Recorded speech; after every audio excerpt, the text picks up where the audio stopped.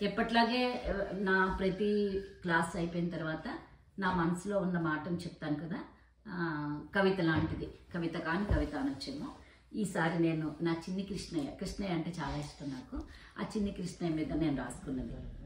కన్నయ్య, ఏది నీ పిల్లను గ్రోవి, నీ పెదవుల స్పర్శతో పరవశించి, నీ వేలి కొనల చిరు కదలికలకే తనువంతా పులకించి, నీ శ్వాసను నిలువెల్లా నింపుకుని ఆ గానమాధురికి తనలో పొంగి పొరలే సంతోషాన్ని వెల్లువలా ఎగిసిపడే రసవాహినిని బృందావనంలోని అణువణువులోకి ప్రసరిస్తూ, యమునా నదీ తరంగాల్లో మెరిసి వీచే గాలిలో కలిసి, ఆ మయూరి అడుగుల్లో నిలిచి వెన్నెల కిరణంలో తడిసి సైకత రేణువులో విరిసి మెల్లమెల్లగా మనసులోకి చేరి హృదయపు పొరలను స్పృశించి ఆత్మలకు ఆనందామృతాన్ని అందించి అమలమై మరల నీ చేతిలోకి చేరనున్నదా చిన్ని కృష్ణయ్య?